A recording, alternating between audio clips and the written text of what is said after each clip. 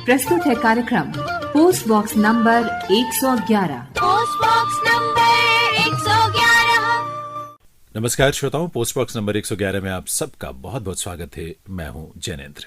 Post box number 111 आप जानते हैं कि माननीय प्रधानमंत्री महोदय के मन की बात के विभिन्न बिंदुओं को विस्तार से चर्चा करने का एक मंच है, एक कार्यक्रम है। और पिछले मन की बात में प्रधानमंत्री महोदय ने वैदिक गणित के बारे में जो चर्चाएं की वो बहुत ही प्रेरक थी। दरअसल ये ऐसी चीजें हैं जो हम सबको जानना तो चाहिए, पर किन्हीं कारणों से शायद हम तक ये बातें पहुंची नहीं। हम में से अधिकांश लोग इस तरह की समृद्ध विरासत को उससे वंचित रह गए, उसके बारे में जानते नहीं, उसके बारे में उनका कोई ज्ञान नहीं है। प्रधानमंत्री महोदय ने जब ये बात हमारे सामने रखी मन की बात के माध्यम से, तो निश्चित रूप से अपने विरासत के इस महत्वपूर्ण हिस्से को जानने की उत्कंठा तो हुई ही।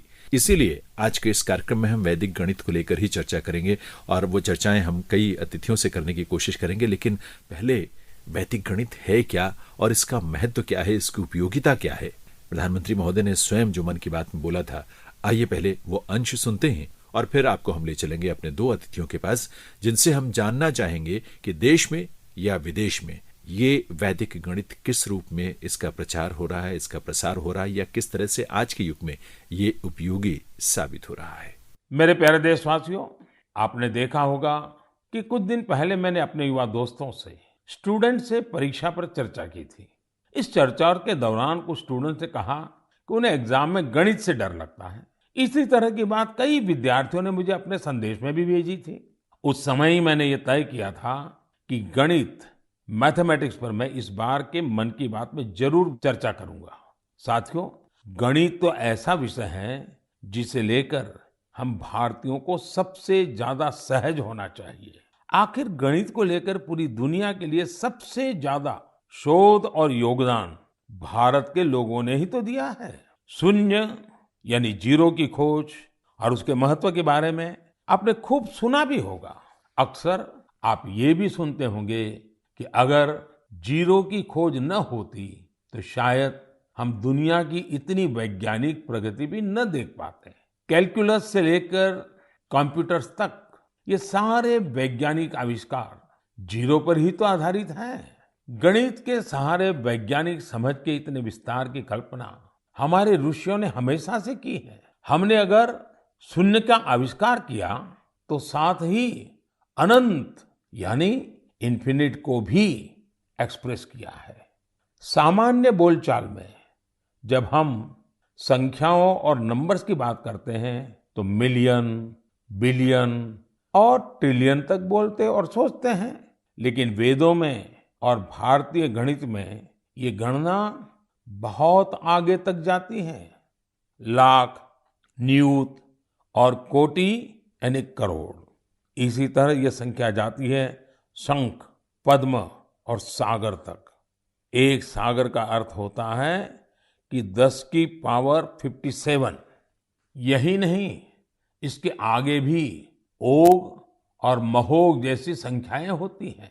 एक महोघ होता है 10 की पावर 62 के बराबर, यानी एक के आगे 62 शून्य, 62 जीरो।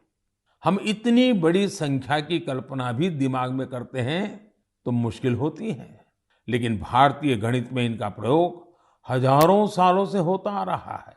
कंप्यूटर की भाषा में आपने बाइनरी सिस्टम के बारे में भी सुना होगा, लेकिन क्या आपको पता है कि हमारे देश में आचार्य पिंगला जैसे ऋषि हुए थे जिन्होंने बाइनरी की कल्पना की थी। इसी तरह आर्यभट्ट से लेकर के रामानुजन जैसे गणितज्ञों तक गणित के कितने ही सिद्धांतों पर हमारे यहाँ काम हुआ है।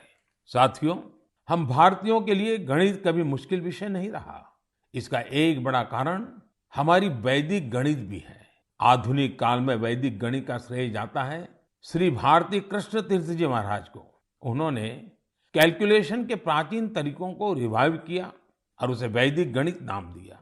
वैदिक गणित की सबसे खास बात यह थी कि इसके जरिए आप कठिन से कठिन गणनाएं पलक झपकते ही मन में ही कर सकते हैं। माननीय प्रधानमंत्री महोदय ने अपने मन की बात में जब वैदिक गणित की चर्चा की, उसी चर्चा के संबंध में उन्होंने कोलकाता के गौरव टेकरीवाल से बातचीत भी की थी। गौरव टेकरीवाल वैदिक मैथ्स फोरम इंडिया के संस्थापक भी हैं और उसके डायरेक्टर भी हैं।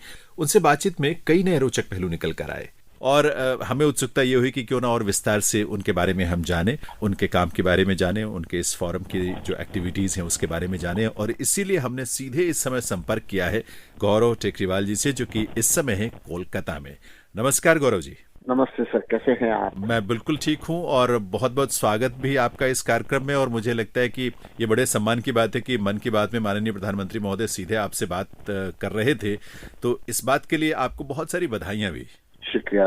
मैं honourable prime minister sir Shri Narendra Modi ji का मैं आभार व्यक्त करना चाहता हूं कि उन्होंने मुझे चुना और मेरी ऑर्गेनाइजेशन जो है वैदिक मैथ्स फोरम इंडिया को चुना और सबके सामने लाए। तो मैं उनका बहुत बहुत धन्यवाद और बहुत बहुत आभार व्यक्त करना चाहता हूँ। एक ये जानने की उत्सुकता गौरव जी जरूर है, क्योंकि बहुत सारी बातें प्रधानमंत्री जी ने आपके साथ की थी, लेकिन युवाओं में किस तरह का रिस्पांस है जो आपके फोरम के माध्यम से आप कोचिंग भी देते हैं, उसकी प्रशिक्षण भी देते हैं इस परंपरा में, वैदिक मैथ में, तो किस तरह का रुझान है बच्चों में? बच्चों में देखिए, गणित का डर बहुत ही ज्यादा है। वो अच्छा। गणित पे ध्यान नहीं देते हैं और गणित में उनको बहुत भय भी लगता है और उनका कॉन्फिडेंस भी डाउन होता है। और गणित से सिर्फ उन बच्चे ही नहीं, उनके माता पिता, टीचर्स, पूरा जो सोसाइटी है, हर घर में गणित एक डर बैठ गया है। तो इसको दूर करने के लिए हमारी धरोहर है वैदिक गणित। तो वैदिक गणित विश्व की सबसे तेज गणित की पद्धति है, जो कि भारत की धरोहर है, भारत का एक गिफ्ट है, एक गिफ्ट है टू द वर्ल्ड, जैसे कि योग और आयुर्वेद। बिल्कुल ऐसे ही है वैदिक गणित सर। तो एक चीज मुझे थोड़ी उत्सुकता और चिंता भी होती है कि जब ये इतनी महत्वपूर्ण चीज है, हमारी इतनी बड़ी विरासत है, हेरिटेज है हमारी, आखिर हमने इसको इससे दूरी क्यों बना ली या क्यों बन गई दूरी?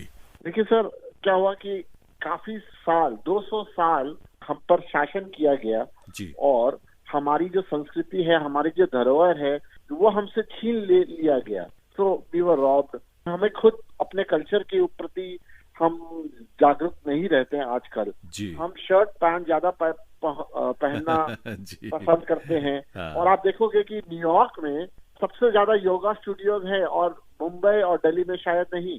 तो हम लोग इतने साल हम पे शासन किया गया और हम अपनी धरोहर भूल गए जी। तो भारती कृष्ण जी, तीर्थ जी महाराज हमारे सारे गणित को अपनी गहरी तपस्या के बाद उन्होंने संजोटा और वैदिक गणित पुस्तक की रचना की। और उस पुस्तक में उन्होंने 16 सूत्र दिए सर, एंड उस 16 सूत्र में वैदिक गणित का जिक्र है, जिससे कि आप गणित को बहुत ही तेज और सरल भाव से कर सकते हैं सर। लेकिन जो एक सामान्य गणित है जिसकी पढ़ाई हम करते रहे हैं या स्कूलों में करते हैं, और वैदिक मैथमेटिक्स या वैदिक गणित है, इन दोनों में मौलिक अंतर क्या है? एक, चूंकि आप इसका प्रशिक्षण भी देते हैं, पढ़ाते भी हैं, इसके बारे में आपने बहुत सारी जानकारियां इकट्ठी की हैं, इसका आप प्रचार प्रसार भी करते हैं, तो इस सवाल का क्या जवाब हो सकता है? ये सबसे पहले वैदिक गणित मौखिक है। अच्छा। इसको आप मेंटली कर सकते हैं। कोई भी सवाल हो, छोटा या बड़ा, ये वैदिक गणित द्वारा प्रैक्टिस से ये मेंटली हो जाता है। दूसरी डिफरेंस ये है कि वैदिक मैथ्स बहुत ही विजुअल टेक्निक्स है। जैसे कि एक सूत्र मैं बताता हूँ, वर्टिकली एंड क्रॉसवाइज में ऊर्ध्व तिर्यक सूत्र है। तो आप वर्टिकल और क्रॉसवाइज अगर आप समझते हैं तो मैथ्स में मल्टीप्लिकेशन में वो आप अप्लाई करके सॉल्व कर सकते हैं। तो बहुत ही विजुअल है और बहुत ही शॉर्ट है, सिंपल वे में बच्चों को समझ में आ जाता है। और एक और मैं रोचक बात बताना चाहता हूँ कि वैदिक गणित से आप कैलकुलेशन लेफ्ट टू राइट भी कर सकते हैं, जो कि ब्रेन का नॉर्मल फंक्शनिंग होता है। इन टर्म्स ऑफ हम लोग पढ़ते कैसे हैं सर? देखिए, लेफ्ट टू राइट पढ़ते हैं जी। हम लोग लिखते भी हैं लेफ्ट टू राइट, बिल्कुल। पर गणित जब करते हैं तो हम लोग राइट टू लेफ्ट करते हैं।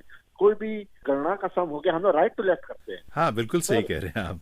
तो वैदिक गणित आप लेफ्ट टू राइट भी कर सकते हैं और मौखिक आपको उत्तर मिलता है सर। ये बेसिक एक डिफरेंस है वैदिक गणित में और हमारे जो नॉर्मल इंग्लिश सिस्टम चल रहा है उसमें सर। तो आपने भी इसका अभ्यास या इसके बारे में बहुत सारे ट्रेनिंग हासिल किया होगा मुझे लगता है, या स्वतः आपने पढ़ाई की इसकी, या स्वतः सीखा आपने इसको? मुझे आज 22 साल हो गए हैं वैदिक गणित पढ़ाते हुए और सिखाते हुए। तो जब मैं उस समय कॉलेज में था और मेरी माताजी ने मुझे एक पुस्तक दी थी जो तीर्थ जी की थी, वैदिक गणित, उस पुस्तक से मैंने सीखा। क्योंकि उस समय इंटरनेट इतना नहीं था इंडिया में, खास करके 1999-2000 की बात कर रहा हूँ मैं जी। तो उस समय इंटरनेट इतनी नहीं थी, सेंटर्स इतने नहीं थे, टीचर्स इतने नहीं थे ऑफ वैदिक मैथ्स। तो मैं फिर बुक पढ़ा, मुझे काफी इंटरेस्टिंग लगा, मुझे काफी प्रेरणा मिली और मैं फिर चला गया गोवर्धन मठ पुरी, कलकत्ता के पास उड़ीसा प्रांत में पुरी है, जी जहाँ पर गोवर्धन मठ स्थित है। जी, तो जहाँ वहाँ के भगवान जगन्नाथ का मंदिर भी है, बहुत ही प्रसिद्ध। एकदम एकदम।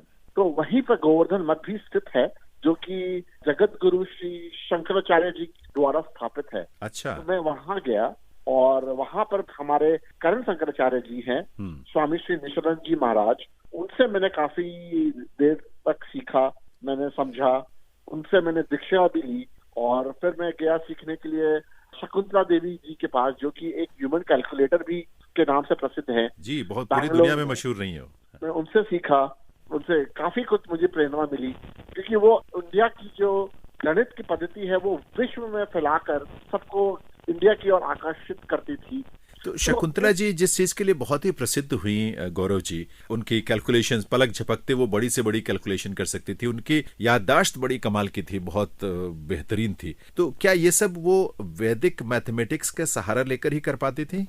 जी बिल्कुल बिल्कुल, वो वैदिक गणित का सहारा लेकर कर पाती थी। और मैं जब उनसे मिला, मैं उनसे डिस्कस किया, उनसे मुझे इतनी प्रेरणा मिली कि मैं क्या आपको बताऊं। फिर काफी सारे जो और भी मैथमेटिशियंस हैं, जैसे IIT बॉम्बे में एक कॉन्फ्रेंस होती है मैथ्स की हर साल। अच्छा। तो वहां पर काफी सारे गणितज्ञों से मैंने मिला, मुझे बहुत कुछ सीखने को मिला और फिर there was no looking back actually after that. मैंने सुना है कि गौरव जी ये इतनी तेजी से इसमें जो कैलकुलेशंस की जा सकती है और बिल्कुल सही सटीक गणनाएं की जा सकती हैं, मैंने तो यहाँ तक पढ़ा है कि 1500% ज्यादा तेज गति से इसमें कैलकुलेशन कर सकते हैं। अब ये 1500 तो मैं अंदाजा नहीं लगा सकता कि कितना तेज होता होगा, लेकिन क्या सच है ये? जी हाँ, ये सच है।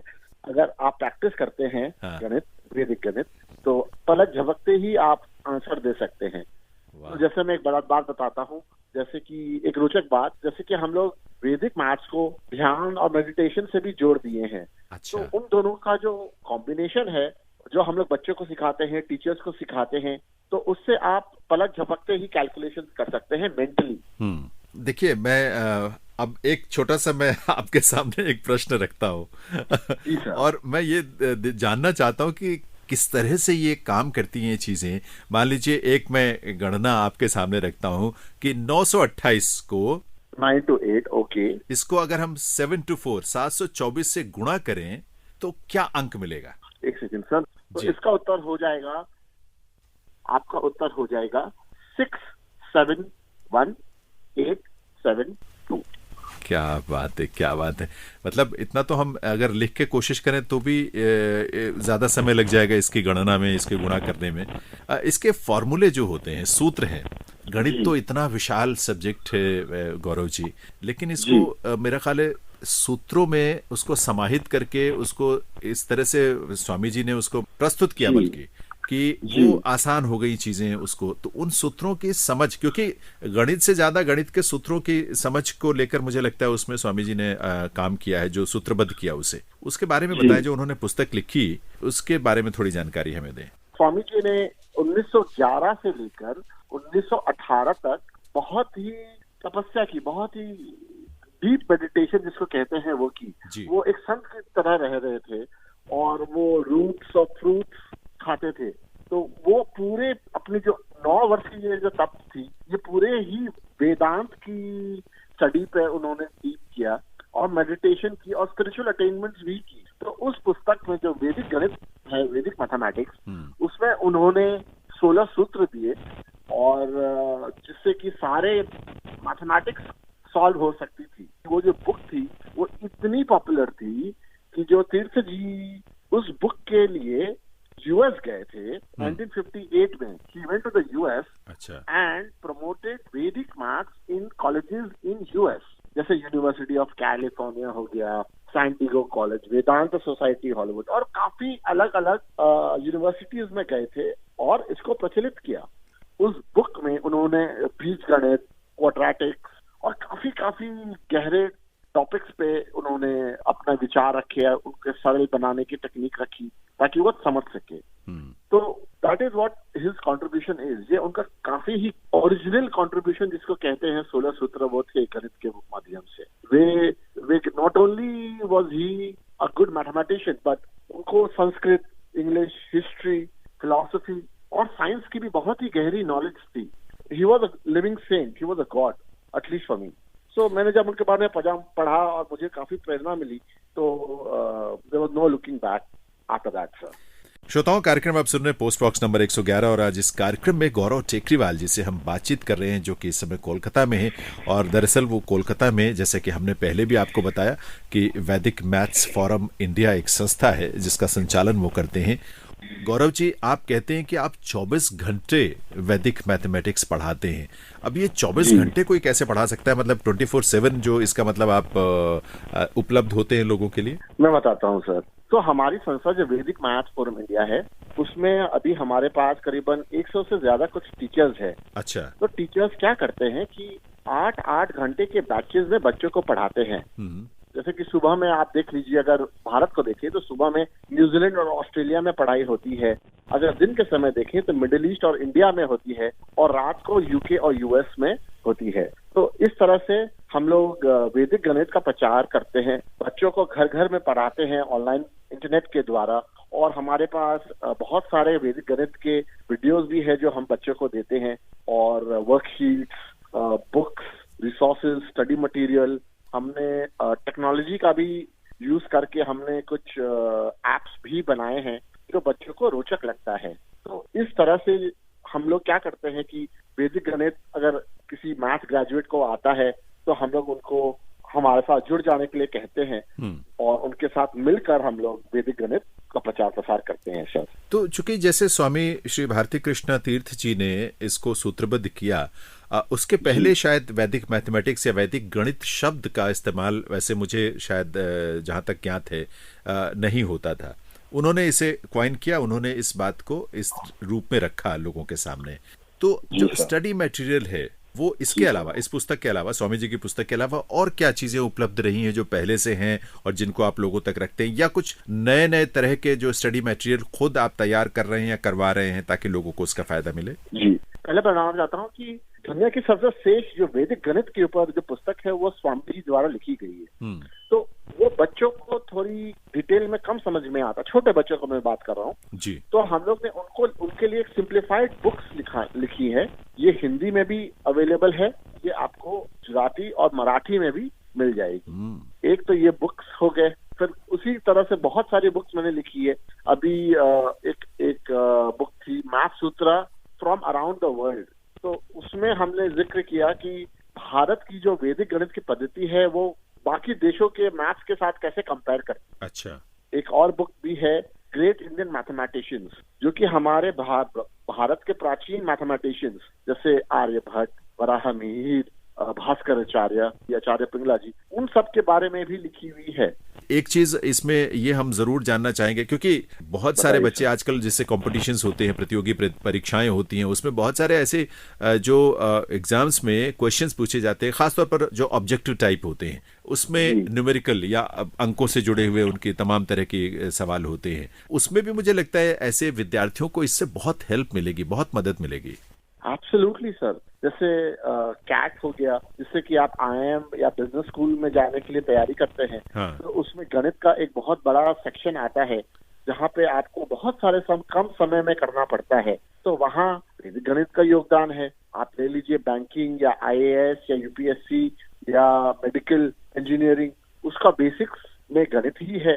तो अगर देश को प्रोड्यूस करना है इंजीनियर्स, डॉक्टर्स, मैनेजमेंट ग्रेजुएट्स, तो शुरुआत तो आपको वैदिक गणित से ही करना पड़ेगा, क्योंकि आपका मैथ स्ट्रांग होता है और आप आगे करियर में भी आगे बढ़ते हैं, जिससे कि देश बढ़ता है। निश्चित रूप से गौरव जी, जैसे आप कह रहे थे ना कि बच्चों को लगता है कि हमें क्यों नहीं पढ़ाया गया, इस बारे में हमें क्यों नहीं पढ़ाया जा रहा है। मैं खुद जब से मैंने इसके बारे में जाना है तो मुझे लगता है कि इसकी स्कूलों में या इंस्टीट्यूशंस में जगह जगह इसको ज्यादा से ज्यादा इसके इस्तेमाल की जरूरत है। इसका बहुत लाभ मिलेगा। मैंने तो ये भी सुना है कि जिस तरह से आप चूंकि इसमें किसी कागज पेन या किसी और कैलकुलेटर कैलकुलेटर की मदद के बिना सिर्फ दिमाग से ये सारी प्रक्रियाएं पूरी करते हैं, सारी कैलकुलेशन, बड़ी से बड़ी कैलकुलेशन। इससे आपका ब्रेन, आपका दिमाग भी बहुत तेज होता है, स्मार्ट होता है, आपकी बुद्धि बढ़ती है। बच्चों में कहते हैं कि इससे जो आप कह रहे थे कि विजुअलाइजेशन जो है और कल्पना और कंसंट्रेशन, एकाग्रता, वो भी बहुत बढ़ती है।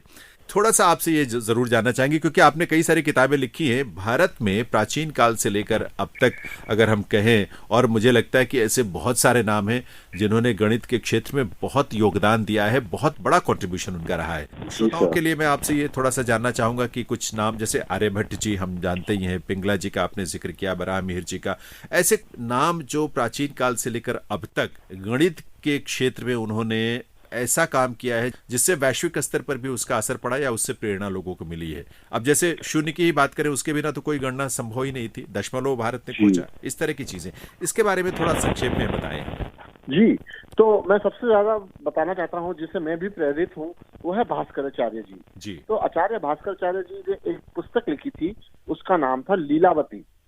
लीलावती में जैसे आप अभी सम्स करते हैं, तो वो काफी एल्जेब्रिक सम्स करते हैं, तो वो एक कहानी के माध्यम से आप पढ़ते हैं, तो उसकी जो योगदान है, जो देन है, वो लीलावती से है। अच्छा। तो फॉर एग्जाम्पल मैं एक छोटा सा बात बताना चाहता हूँ। हाँ। जैसे लीलावती जो है, अगर आपको पता करना है 1/3 x प्लस, मैं एक इंग्लिश में पहले बोल रहा हूँ, फिर उसकी कहानी बताऊंगा कि 1/3 x प्लस 1/5 x प्लस अब बाकी सब चीज को कैसे सॉल्व करना है, तो वो लीलावती में काफी रोचक ढंग से समझाया गया है। अच्छा। तो आपको बोला जाएगा कि जैसे एक माला है, तो माला मनके होते हैं, कुछ बीड्स गिर गए हैं यहाँ पे, कुछ वहां गिरे, टोटल कितने बीड्स मिले। अच्छा। तो इस तरह से काफी रोचक सवाल हमें लीलावती से प्राप्त होता है। अरे वाह। ये भास्कराचार्य जी कब हुए थे? भास्कराचार्य जी करीबन 12वीं सदी से हुए थे। अच्छा। उनकी जो नोटेबल वर्क्स है वो है सिद्धांत शिरोमणि, जिसमें लीलावती भी आती है, और वो महाराष्ट्र से थे, और उनका जो देहांत वो उज्जैन में हुआ था। अच्छा। And he has fabulous contributions, मतलब it's amazing to read about him, and उनकी जो वर्क है लीलावती, स्पेशली उसके बारे में, उसके पीछे एक स्टोरी भी जाता है कि लीलावती उनकी डॉटर थी, और उनकी डॉटर की शादी नहीं हो रही थी, तो उनको मनाने के लिए काफी प्रेरणा भाव से भास्कराचार्य जी ने काफी यंत्र बनाए थे, बट वो समय आया और वो समय चला गया, पता भी नहीं चला, बिकॉज ऑफ सम एरर्स। अच्छा। एंड भास्कराचार्य जी फिर उनको कंसोल करने के लिए लीलावती की रचना की, और इट बिकेम वर्ल्ड फेमस। अच्छा, और जो गणितज्ञ हुए हैं भारत के प्राचीन काल से, कुछ उनके और लोगों के बारे में भी बताएं। हमारे बहुत सारे युवा श्रोता होते हैं, हमारे बहुत सारे आम श्रोता भी हैं। मुझे लगता है कि हम सबको ये जानना चाहिए कि इस देश में गणित के क्षेत्र में, गणित बहुत मूल है, विज्ञान का या किसी भी क्षेत्र को ले लें तो उसमें गणित मूल एक विषय है। उस क्षेत्र में किस तरह से भारत के ऋषियों ने, मुनियों ने या ऐसे महान गणितज्ञों ने अपना योगदान दिया है?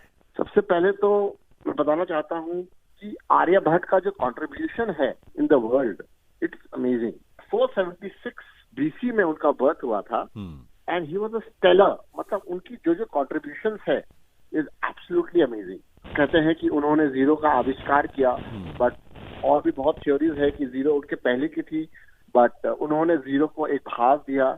उन्होंने बताया कि आर्यभट्टिया में जैसे कि उनका प्लेस वैल्यू सिस्टम क्या होता है, जीरो क्या होता है। उन्होंने पाई, जैसे जो पाई होता है, उनका भी डेफिनेशन दिया कि पाई की जो एग्जैक्ट वैल्यू है उन्होंने 3 डेसिमल प्लेसेस तक एक्यूरेटली दी। क्या बात है। उन्होंने ट्रिग्नोमेट्री में भी काफी कंट्रीब्यूशन दिया। ट्रिग्नोमेट्री की बात करते हैं तो मुझे एक और बात याद आती है कि उन्होंने बताया संस्कृत सूत्र में कि for a triangle the result of a perpendicular with half side is area, मतलब उन्होंने सूत्र दिए जिससे कि एक ट्रायंगल का एरिया पता चल जाए। अच्छा। प्लस अलजेब्रा में भी काफी अच्छा योगदान उन्होंने दिया। एस्ट्रोनॉमी में तो उन्होंने ऐसे योगदान दिए, मैं क्या बताऊं, जैसे एक्लिप्स, तो सोलर और लूनर एक्लिप्स जो होता है, तो उस समय डर था कि वो राहु या केतु उसमें हमारे सूर्य को खा गए हैं, उस समय वैसे चल रहा था। बट आर्यभट्ट ने साइंटिफिकली एक्सप्लेन किया कि सोलर और लूनर एक्लिप्स क्या होता है। उन्होंने ये भी बताया कि जो एक हेलियोसेंट्रिज्म करके कॉन्सेप्ट होता है, जिसमें बताया जाता है कि earth turns on its own axis, तो उन्होंने उसका भी योगदान दिया। मैं ये भी कहना चाहता हूँ, भारत में जो जो आपका पाइथागोरस थ्योरम जो वर्ल्ड वाइड फेमस है, उसका जिक्र सबसे पहले बोधियान ने दिया था सुलभ सूत्र में। लोग कहते हैं कि कैलकुलस की योगदान न्यूटन ने की थी, बट अगर आप भारत में देखें, केरला स्कूल ऑफ मैथमेटिक्स में देखें, तो माधवा करके एक गणितज्ञ हुए थे जी। उन्होंने सबसे पहला उनका योगदान था 600 साल पहले before Newton and other scientist. तो भारत का गणित में सबसे बड़ा योगदान है, सबसे रोचक योगदान है, और it is I mean we are the best in maths. मुझे लगता है कि कहीं ना कहीं अगर जो चीजें पश्चिम ने बाद में 18वीं या 19वीं शताब्दी में बहुत सारी चीजें जो सामने वो अपनी ढंग से उसके लेकर आए, जिसको कहते हैं कि उन्होंने इसकी खोज की या उन्होंने ये सूत्र दिया, उसके कहीं ना कहीं जो बीज रूप में या उसका जो आविष्कार है या उसका निर्माण है या उसकी जो परिकल्पना है, वो हजारों साल पहले भारत के ऋषि मुनि कर चुके थे, ऐसे ऐसे गणितज्ञ कर चुके थे। Absolutely, absolutely. और जैसे आचार्य पिंगला जी की बात करता हूँ, जिन्होंने बाइनरी नंबर्स में काफी कंट्रीब्यूशन दिया है जी। तो वो टेक्नोलॉजी को आगे बढ़ाता है। बाइनरी नंबर सब जानते हैं कि उससे कंप्यूटर्स का basic and foundation is through binary numbers. उनका जो योगदान है इट इज अमेजिंग। और बराह मिहिर जी का भी नाम इस क्षेत्र में हम लेते हैं बड़े श्रद्धा भाव से।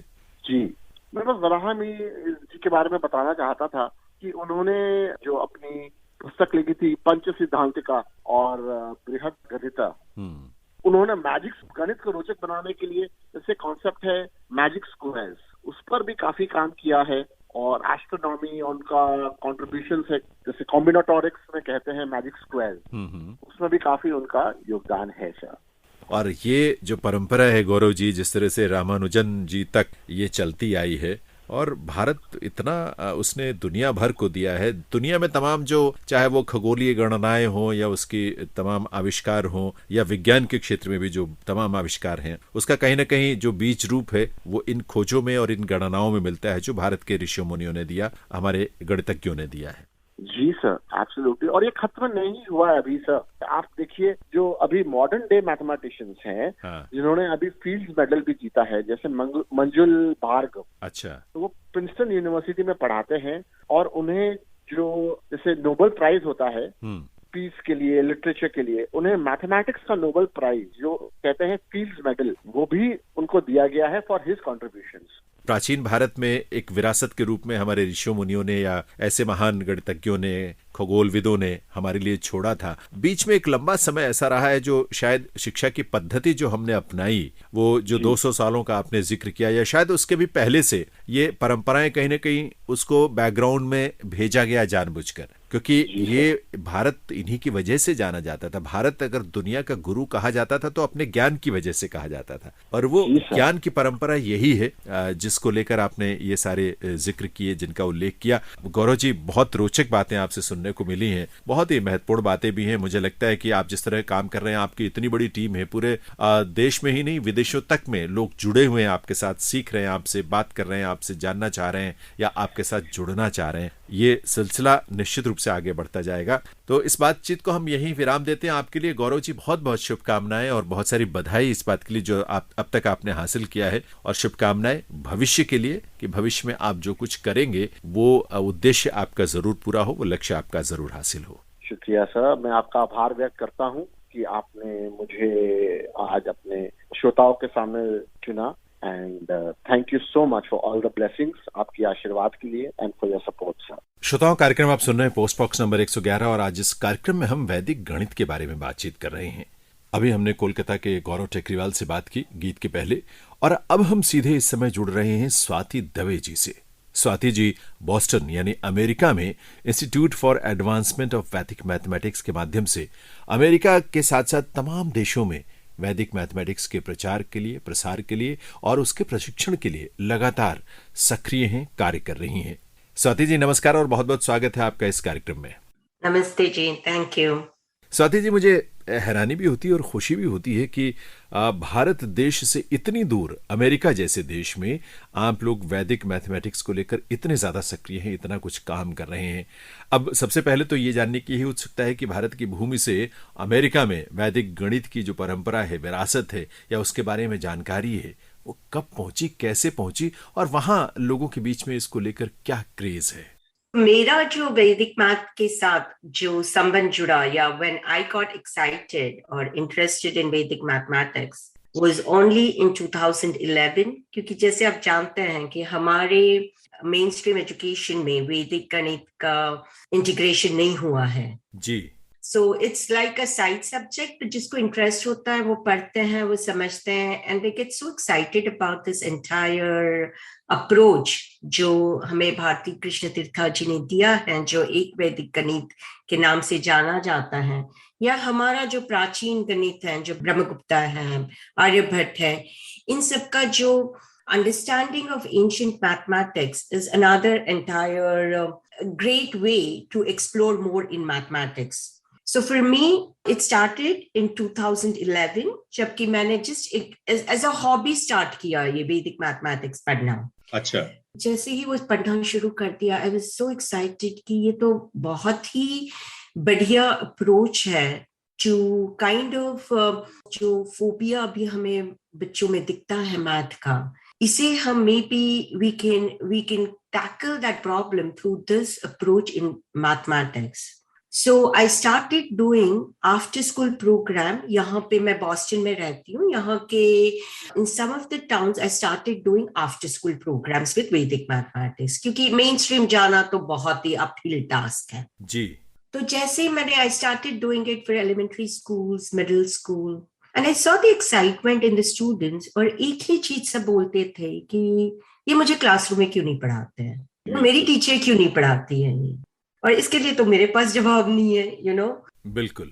बट उसके साथ थोड़े चैलेंजेस जैसे थे कि कैसे इसको मेन स्ट्रीम लाया जाए, कैसे हर एक बच्चे को ये अप्रोच की जानकारी। For me it's important that people at least know that existence of this mathematics, right? बिल्कुल। तो इट्स नॉट दैट कि हम बॉस्टन में है, स्वाति दवे है, इसलिए मेरे बच्चे को पढ़ना है। How do we make it that each and every child in this is at least made aware of this mathematics? So these were some of my observations. And then in 2015, जो बैंकॉक में Sanskrit conference हुई थी, उसमें वैदिक mathematics का one panel था। अच्छा। उसमें मैंने एक रिसर्च पेपर, जो सर्वे बेस्ड पेपर था, जिसमें मैंने challenges of assimilating वैदिक mathematics in K through 12 education, ये पेपर प्रेजेंट किया था। वहां पे मेरी मुलाकात हुई जेम्स ग्लोवर से। I knew him before but we met face to face with at the conference. अब मैं वैसे I am a civil engineer and I am a project management consultant in educational publishing. अच्छा। तो मैंने सोचा कि जैसे PMI इंस्टीट्यूट होती हैं जहां पे हम बॉडी ऑफ नॉलेज जो कहते हैं, वैसे हम एक वैदिक मैथमेटिक्स का एक बॉडी ऑफ नॉलेज क्रिएट करना चाहिए, जहां पे इट्स अ कॉमन प्लेटफॉर्म, जो सिखा रहे हैं, जो सीखना चाहते हैं, जो स्टेक होल्डर्स है, they all can come here for information about Vedic mathematics, you know, common platform जहां पे लोग बात कर सके, like-minded people can discuss about the challenges, we can hear about the successes. So ये सोचते हुए James Glover, me, we founded this institute in 2016. अच्छा, जेम्स ग्लोवर क्या पहले से वैदिक मैथमेटिक्स से जुड़े हुए थे? जी, James Glover is a math teacher for last 40 years in London, and he's one of the pioneer who has studied Vedic mathematics for almost now 30 to 40 years now. And he has published many books. He's my mentor in Vedic mathematics. He has a good and an amazing background of Vedic mathematics and mathematics. So with this, we had some vision as to what we want to do with this institute. We started with our first in-person conference in Kolkata, which was sponsored by ICCR in 2016. And that's where I would say it began. Swati ji, America में जो वैदिक mathematics है वो कब और कैसे पहुंचा, और उसके बाद तो अब आप लोग स्वयं अनेक देशों में इसका विस्तार कर रहे हैं, इसके बारे में प्रशिक्षण भी दे रहे हैं, लेकिन ये उत्सुकता तो जरूर होती है कि आखिर ये कैसे और कहां से होते हुए वहां तक पहुंचा जहां आप इससे जुड़े, और आगे की ये यात्रा अभी भी जारी है। भारती कृष्ण तीर्थ जी खुद यूएस आए थे He was the first Shankaracharya to make the transatlantic tour. And he was here, I would say, I may not be correct in giving the dates, but between 1920 and 1930, he was the first Shankaracharya to come here. He was the first one who brought Vedic mathematics to the US, I would say. Swati ji, मैं देख रहा था कि आप लोग बहुत सारी गतिविधियां करते हैं जो वैदिक गणित है उसके प्रचार प्रसार के लिए। पिछले साल 2021 में आप लोगों ने नॉलेज सीरीज शुरू की थी, इसके अलावा और भी बहुत कुछ है, उसके बारे में बताएं। Yeah, so one is we started with the knowledge series, which is a free webinar series. Jahan we invite scholars who give us lectures on their understanding of ancient Indian mathematics. Very recently we had a wonderful talk by Mr. Professor Malaya on Kerala mathematics. And Kerala mathematics, why now? Because we are doing our 5th in-person conference at Kaladi in the month of August. And Kaladi is the birthplace of Shankaracharya. Ji. So, इस हिसाब से लेके to follow the theme, and there's tons and tons of information again in mathematics, in Kerala math. There's so much to unravel that it's just amazing. I don't think even 1 life, 2 life, 10 lives are going to be enough just to study what has been given to us by these mathematicians from our country. बिल्कुल सच है. Besides that, our goal is also to train the teachers and the trainers to spread Vedic mathematics across the globe. So with this in mind, we have a project going on with a group in Lebanon. And the idea with them is we are training their master trainers, and the master trainers will train the teachers. And their ultimate goal is to get this Vedic mathematics promoted in entire Lebanon. And the same group is trying to get the Vedic mathematics in Egypt also. And we are working towards that. I was in Cairo last year in the month of October, where we launched this program in Cairo. And the most surprising thing about this is that I don't have to sell Vedic mathematics to them. They already know the importance of Vedic mathematics. So that's where it pleasantly makes me really proud of coming from the land which has given so much to the world, you know. अच्छा स्वाति जी, मैंने ये सुना कि आप लोग जो teachers training module तैयार करते हैं या ट्रेनिंग मटेरियल तैयार करते हैं वो कई भाषाओं में करते हैं, क्या ये सच है? हमने इंग्लिश में किया, बट जो ग्रुप है बगदाद का, that's another of a project which I'm really proud of, Janendra ji. To see Vedic mathematics translated into Arabic is something I wouldn't even call the dream come true, because I never dreamt about it. You know, it's like beyond my dreams. बिल्कुल. There is this group in Baghdad who again wanted us to create some resources for them. We gave them the draft and they put in a good effort, and they have come up with this beautiful book. And today, we have beautiful videos which are shared by that group where the kids are simply enjoying our Vedic mathematics. It's very heartwarming to see these things promoting. And, you know, again, the common sutra across that is Vedic mathematics, right? Bringing joy to the students. And another proud moment for me is when I was in South Africa. So I think 2019, I visited South Africa, where we conducted Vedic mathematics workshops for around 1,000 plus students and 150 plus student teachers. So when in that South Africa, you hear small kids saying our Sanskrit sutras, you have to be there to believe the pride that you can feel about it, right? Swati ji, आपकी बातों से ये तो साफ तौर पर स्पष्ट हो रहा है कि विदेशों में भी वैदिक गणित को लेकर बहुत आकर्षण है, बहुत क्रेज है। लेकिन आपसे ये हम जानना चाहेंगे कि आखिर वहाँ जो गणित जिस रूप में पढ़ाई जाती है और जो वैदिक गणित है, इन दोनों में से उन्हें ये बेहतर किस रूप में लगता है, या क्या चीजें हैं वैदिक गणित में जो उनको आकर्षित करती हैं, उनको बहुत लाभप्रद लगती हैं और इसीलिए वो इसे अपनाना भी चाहते हैं? आमतौर पे जो स्कूल में मैथ पढ़ाया जाता है, what we find is काफी, I wouldn't say rigid है, but there is one way to solve one problem, right? Like there is one algorithm जहाँ से हम multiplication कर सकते हैं. What Vedic mathematics gives you is 10 different alternatives to solve same problem. अच्छा. अभी इसमें क्या है कि You may be comfortable with one way, I may be comfortable with one way. It depends on your learning style, right? Like the regular math जो school में पढ़ाया जाता है, it's like one size fits all. Whereas what Vedic mathematics gives you is these are so many options for you to do your workings. What is the one that best suits your personality or your learning style? Another thing is there's also involved is the problem solving and the critical thinking. Ji. Now, it will depend on each personality, what is more efficient for them, correct? So as an educator, our job is to kind of equip with those tools to the kids so that they know what to use and how to use them. बिल्कुल. There's also always a question that is asked to me by the parents is, wouldn't it confuse them because they're learning one way in the school, they're learning one way in Vedic mathematics, right? So which is a genuine question.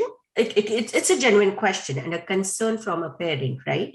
बिल्कुल. But for me, the answer to that, Janendra-ji, is, in which I myself have experienced, is if you know more than one language, you're more strong in communicating than you know only one language, right? Swati ji, पिछले साल की ही बात है, शायद नवंबर की बात है ये। फिलीपींस में आप लोगों ने international maths from India conference का आयोजन किया था। दरअसल मेरा ख्याल ये एक सीरीज है जिसकी ये चौथी कॉन्फ्रेंस थी। अब ये जो सीरीज है यानी मैथ्स फ्रॉम इंडिया कॉन्फ्रेंस है, ये क्या है, इसका उद्देश्य क्या है? So this series is called as Inspirational Maths from India for a reason. So we started this series in 2018 by being in Philippines. We were a 4-person team who visited Philippines. We traveled at 4 different locations in Philippines, did workshops for the students and teachers. There is an organization in Philippines which is called as Math Inc. And that organization has been at forefront in promoting Vedic mathematics by themselves in Philippines also. अच्छा. Philippines, I would tell you, is one of the biggest, outside India, is the biggest hub where the students and teachers are learning Vedic mathematics, as far as I know. कमाल की बात है. Last year, we conducted the International Vedic Mathematics Olympiad for the first time. We had the maximum participation from Philippines and the maximum winners also from Philippines. Swati ji, जब आप inspirational maths from India कहती हैं तो जानने की ये उत्सुकता तो होती है कि आखिर वो क्या चीज़ें हैं जो भारतीय गणित की पद्धति में हैं, जो इतनी प्रेरक हैं और जिसको लेकर दुनिया के तमाम देशों में, या जिस तरह से फिलीपींस में आपने बताया, लोगों को उत्सुकता भी है उसके बारे में जानने की, और आप लोग वो बता भी रहे हैं, वहाँ उन लोगों तक उन जानकारियों को पहुँचा भी रहे हैं। तो कुछ अगर उदाहरण देकर आप समझा सकें तो बेहतर होगा। So हमारा जो ट्रेनिंग प्रोग्राम है, जो whatever we do in Inspirational Maths from India, it's mostly based on Bharati Krishna Tirtha ji's Vedic mathematics. अच्छा. So we have developed the levels for like level 1, level 2, level 3, entry level pe aap kya karoge, level 2 pe kya karoge. So again, all the course content that we have developed in these levels have been inspired through Bharati Krishna Tirtha ji's Vedic mathematics, where we are training the teachers and introducing the students with easier, flexible approach to doing arithmetic, algebra, geometry, showing the application of this Vedic mathematics to the various, not only to pure math, but also to the applied math. जी. स्वाति जी, स्वामी जी ने जब इसको compile किया था, यानी वैदिक mathematics को, वैदिक गणित को 16 सूत्रों में समाहित करके दुनिया के सामने रखा था, तो वो तो स्वाभाविक सी बात है कि संस्कृत में है। तो क्या भाषा कभी आड़ी नहीं आती? वो किस तरह से वो इन चीजों को या इनके मौलिक स्वरूप के साथ उसको समझ पाते हैं, जान पाते हैं या अपना पाते हैं? Sutras definitely Sanskrit, man. We take a lot of care to make sure that people are able to pronounce it correctly. अच्छा. The philosophy of Sutra is transmitted correctly to them. Fortunately for us, there are good translation of these Sanskrit sutras in English. And I know that pronunciation of Sanskrit is very dear to me, that I do want it to be like everybody to be true to the pronunciation, as because Sanskrit is kind of like, we need to be careful when we promote our ancient Indian knowledge systems, right?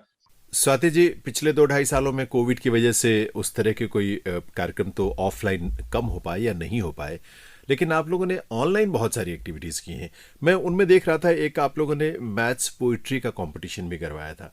अब ये बहुत interesting चीज़ मुझे लग रही है, लेकिन थोड़ा explain आप करिए इसे। आप बताइए कि आखिर मैथ्स पोइट्री का ये कंपटीशन, इसका कॉन्सेप्ट क्या था और ये कैसे किया गया? लीलावती हमने किया था जून में. That was last year. We conducted the competition of Lilavati, and very proud to say that we got almost 60 plus entries. And the entries came from Japan, from Philippines, from India, from US, from Netherlands, from all over the place. We have compiled all the entries and created a book out of it. I will definitely send it to you, Janendra ji. जी जरूर. This year also we again did it in 2022. Again this year, we got a good response again. This is a very beautiful way of, again, bringing in the intersectionality between the art, the poetry and the mathematics, right? Swati ji, आज आपसे जो भी बात हो सकी है वो बहुत ही प्रेरक रही है और मुझे लगता है कि हमारे सुनने वाले भी इन बातों से ज़रूर प्रेरणा लेंगे और अपनी विरासत की तरफ, और जहां आज हम वैदिक गणित की बात कर रहे हैं उसके प्रति कुछ जानकारी लेने की कोशिश करेंगे, जानेंगे, समझेंगे और संभव होगा जहां तक अपनाएंगे भी। तो आपका बहुत बहुत आभार। धन्यवाद जैनेंद्र जी, नमस्ते, थैंक यू सो मच। और श्रोताओं, आपका भी बहुत आभार। जैनेंद्र को अब अनुमति दीजिए। नमस्कार।